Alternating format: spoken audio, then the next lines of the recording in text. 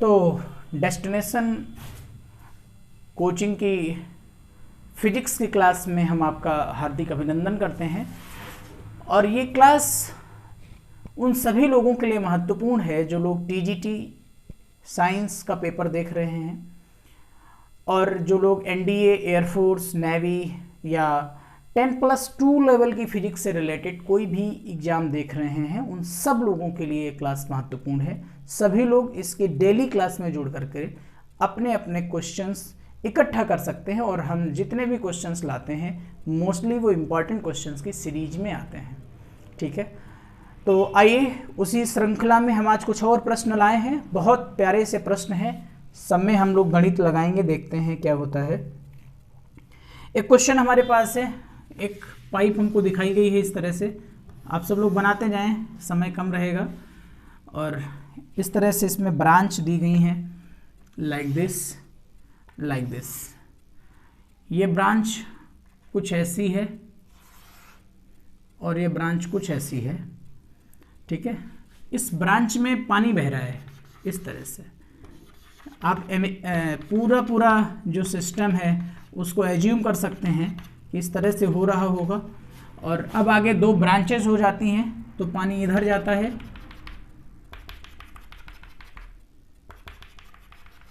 Like this, और पानी इधर आता है, ऐसा पानी आता है।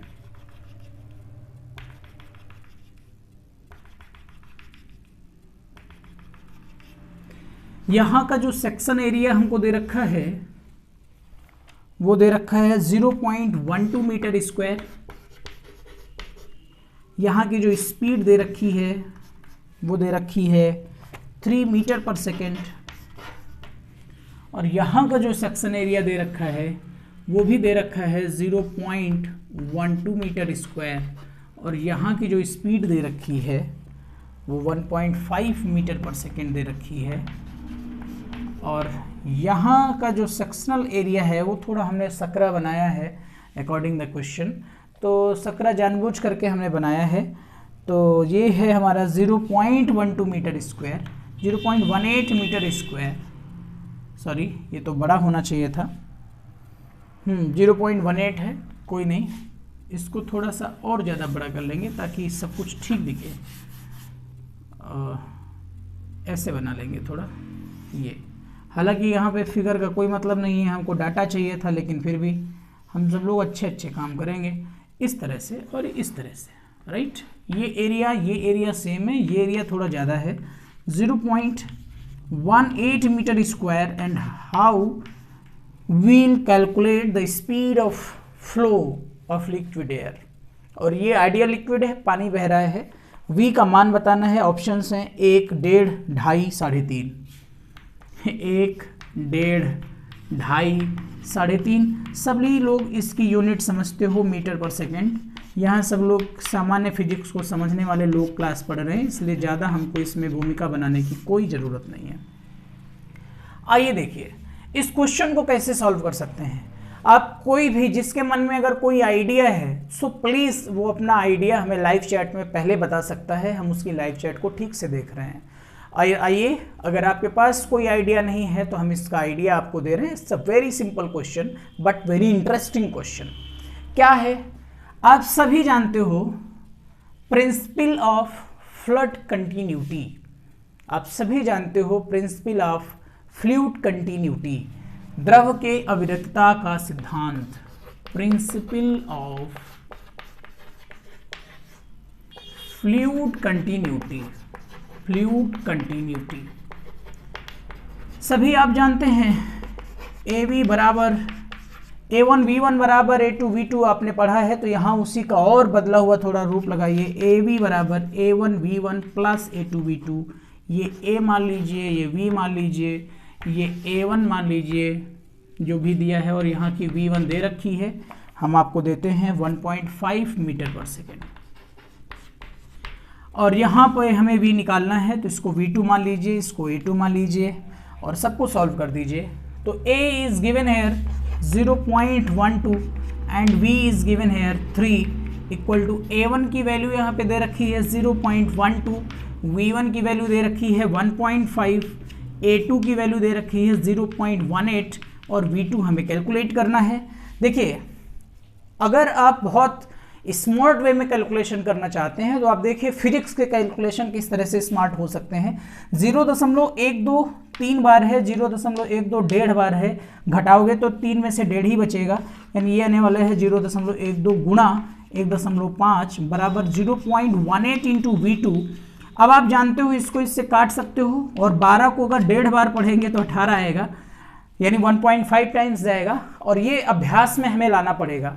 ठीक है, 12 1 के 12 और 1/2 अगर करेंगे तो 6 जोड़ देंगे तो 12 1.5 टाइम्स जाएगा तो 18 बनाएगा और ये कैंसिल हो जाएगा। तो इस तरह से यहाँ से वैल्यू V2 बराबर आ जाएगी 1 मीटर पर सेकेंड। क्या बात समझ में आई आप सभी को? बहुत अच्छा क्वेश्चन था।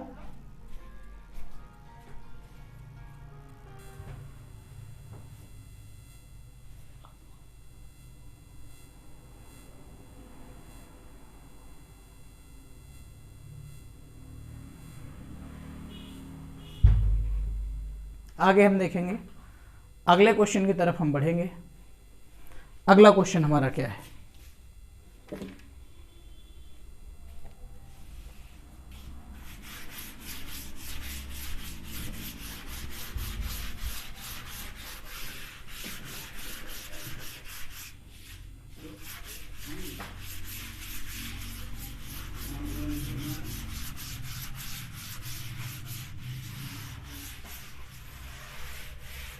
अगला क्वेश्चन देखेंगे।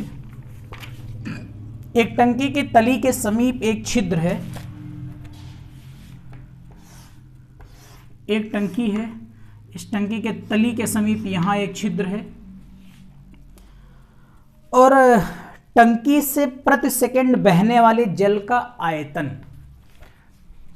ध्यान रखना, टंकी है, टंकी के समीप एक छिद्र है, पूरा क्वेश्चन हम नहीं लिख रहे हैं, और टंकी के समीप बहने वाले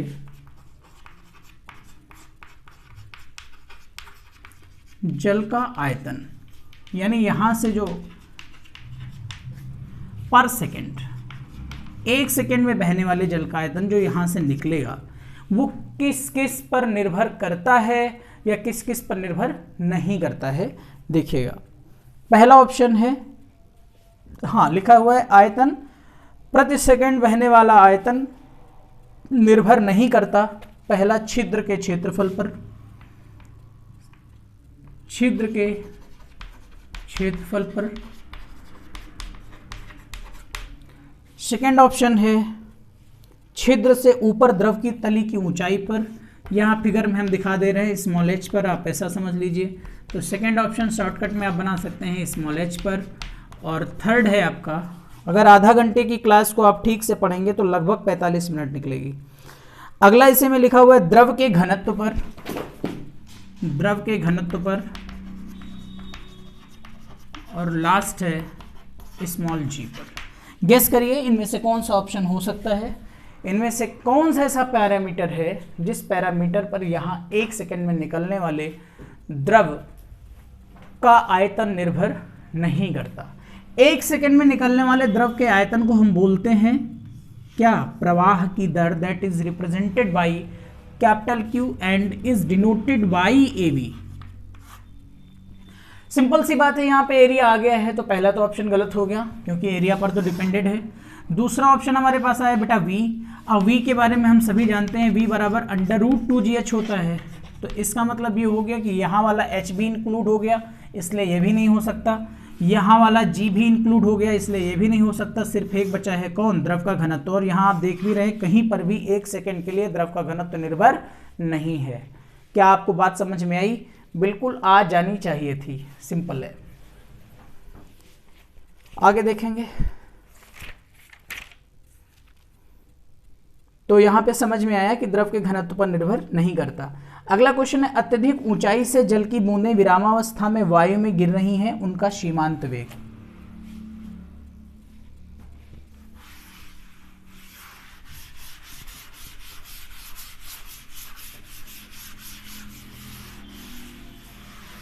दिया हुआ है अत्यधिक ऊंचाई h से जल की बूंदें विरामावस्था में वायु में गिर रही हैं, यहाँ से गिर रही हैं बूंदें, यहाँ तक पहुँच रही हैं अत्यधिक ऊंचाई से, और यहाँ पे इनिशियल स्पीड इनकी जो है वो 0 है। इस तरह से हमसे पूछ, अच्छा देखो यहाँ पर भी जो विस्कोसिटी ऑफ एयर तो काम करेगी, वायु की श्यानता तो काम करेगी, और बहुत अधिक ऊंचाई से इसका मतलब वायु की श्यानता का विस्तार अनंत है। अगर वायु की श्यानता का विस्तार अनंत है तो इसका मतलब इस पर नेट बल 0 हो जाएगा, नेट बल 0 हो जाएगा, मतलब एक प्रॉपर स्पीड से वो बूंद नीचे गिरना चाहेगी।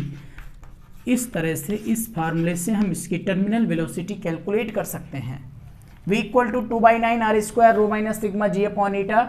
आप चिर परिचित हैं इस सूत्र से, अगर नहीं है तो जब कभी फिर अवसर आएगा तो इस सूत्र पर हम काम करेंगे। लिखा हुआ है h पर नॉट डिपेंडेंट, मतलब ये जो h है ऊंचाई पर h पर निर्भर नहीं, पहला पॉइंट है। दूसरा पॉइंट कौन, v। दूसरा पॉइंट है h प्रोपोर्शनल है v के।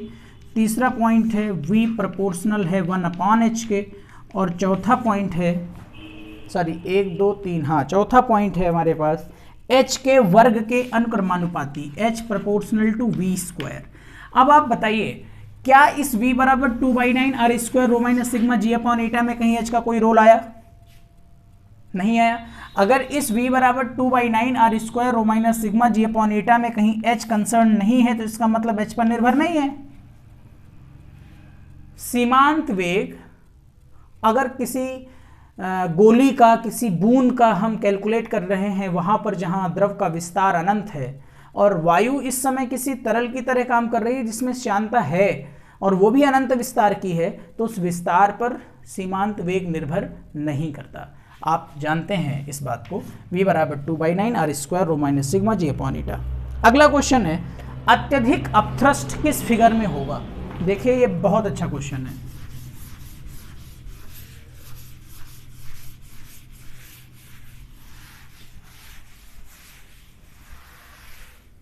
क्वेश्चन में लिखा हुआ है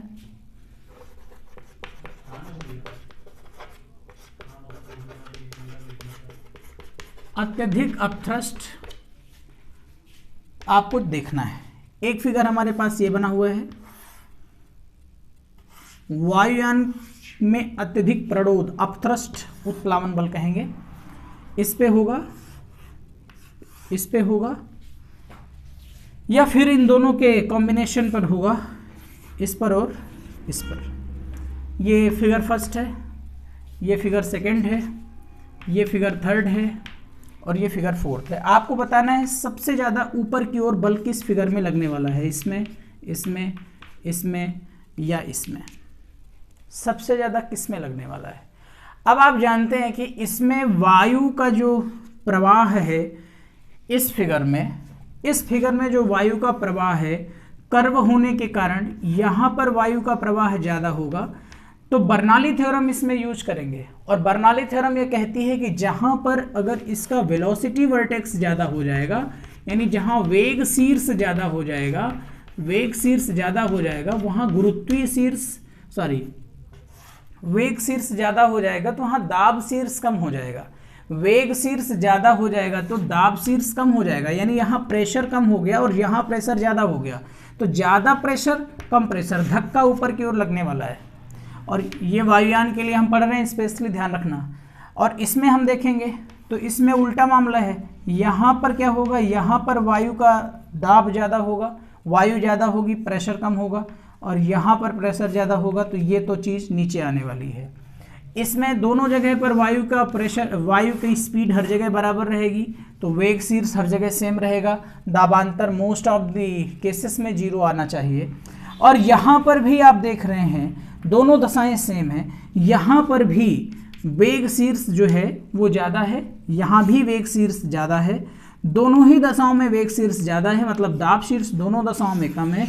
दोनों दशाओं में दाब शीर्ष कम होने का मतलब ये भी बैलेंसिंग पोजीशन में रहेगा, तो इसका मतलब इसकी बात नहीं करनी चाहिए थी, इसकी बात नहीं करनी चाहिए थी, सिर्फ इन दो की बात करनी चाहिए थी। ये नीचे की ओर जा रहा है, ये ऊपर की ओर जा रहा है, मतलब यही सही हो जाएगा। क्या आपको बात समझ में आ गई? अगले क्वेश्चन में हम चलेंगे। 2 क्वेश्चन है, बहुत शानदार ऑब्जेक्टिव हैं, आगे के देखिएगा।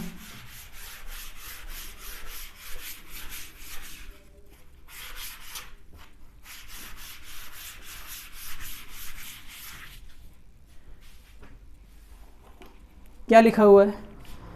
लिखा हुआ है किसी पूर्णतया दृढ़ पदार्थ का यंग प्रत्यास्थता गुणांक कितना होता है? पूर्णतया दृढ़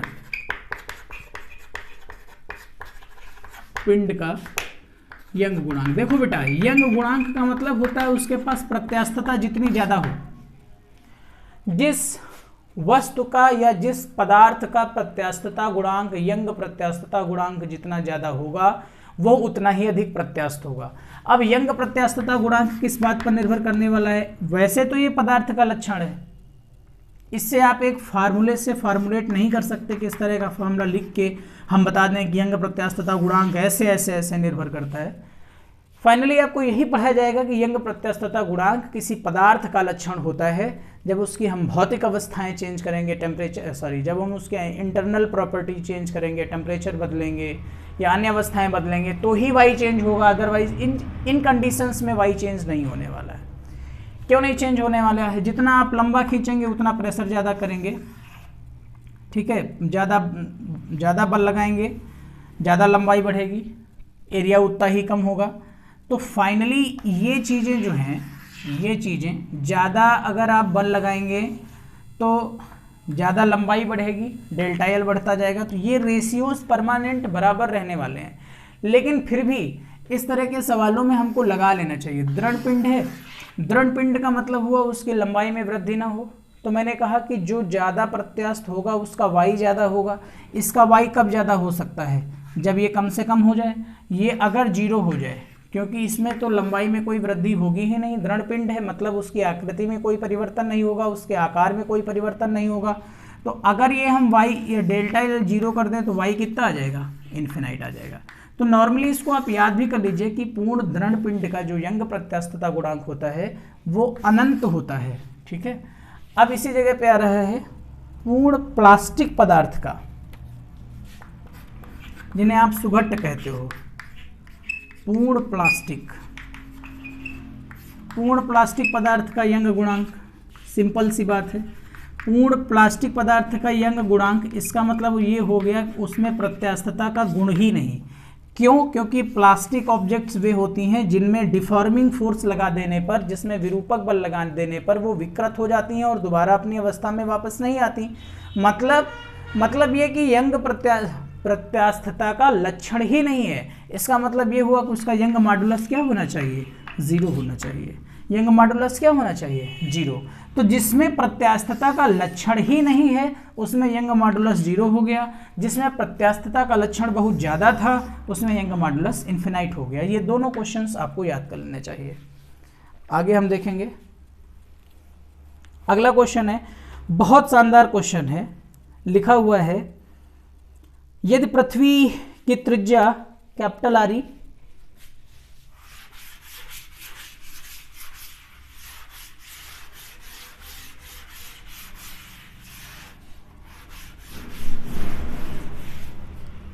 यदि पृथ्वी की त्रिज्या कैपिटल आर,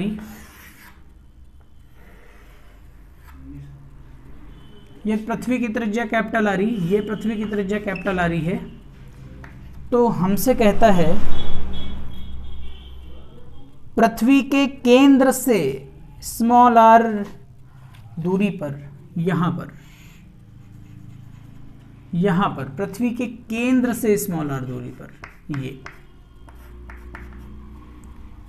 पृथ्वी के केंद्र से स्मॉल आर दूरी पर गुरुत्वीय त्वरण जी डैश है। यहां पे गुरुत्वीय त्वरण आपका जी डैश है। तो हमको ये बताना है तब स्मॉल आर के साथ जी कैसे बदलेगा, स्मॉल आर के साथ जी कैसे बदलेगा। बहुत सामान्य सा प्रश्न है, स्मॉल आर के साथ स्मॉल जी कैसे वेरी करेगा, ध्यान से देखिएगा। अगर हम यहाँ पे ये बात बता दें कि हमने कोई इस तरह से कोई गोला मान लिया होगा और ये जो है हमारी दूसरी नई पृथ्वी है, ये पुरानी वाली पृथ्वी है, और इस पुराने वाली पृथ्वी और नई पृथ्वी में सिर्फ रेडियस का फर्क आया है, बाकी एक और फर्क आ गया है, वो है मास का। तो अगर हम यहाँ का जो है स्मॉल जी कैलकुलेट करना चाहें तो यहाँ का, तो हम कहेंगे जी डैश बराबर g small m by r square, ठीक है ना। तो जी डैश बराबर आ जाएगा g into 4/3 pi small r cube into rho by small r square. This is deleted and now you can write here 4/3 g pi rho into r. वो भी कब तक सही माना जाएगा, जब तक हम इसके लेवल पर नहीं पहुंच जाते। जी डैश प्रोपोर्शनल टू आर समझ में आ रहा है, ठीक है। हालांकि आप ये कहेंगे कि सर पृथ्वी से नीचे जाने पर जी का मान घटता है, लेकिन आप बेटा पृथ्वी से नीचे थोड़ी जा रहे हो, पृथ्वी से और ऊपर की तरफ बढ़ रहे हो, तो जी बढ़ेगा। तब तक बढ़ेगा जब तक आप पृथ्वी के लेवल तक ना पहुंच जाओ। जैसे ही पृथ्वी के लेवल से आप बाहर जाओगे वैसे पुनः ये घटता चला जाएगा, और वो 1 + h/r का होल स्क्वायर आप पढ़ते हैं, ठीक है।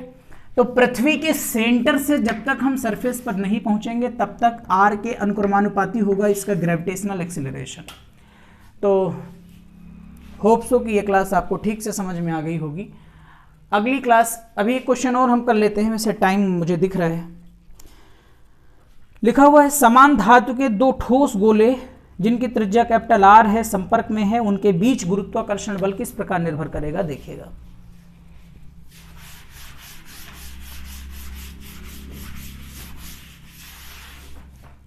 ये दो गोले हैं,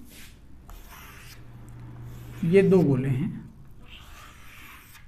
और इस तरह से दोनों गोले कनेक्टेड हैं, और ये दोनों गोले सेम हैं, इसलिए इन दोनों के बीच की दूरी हम कैपिटल आर मान लेंगे।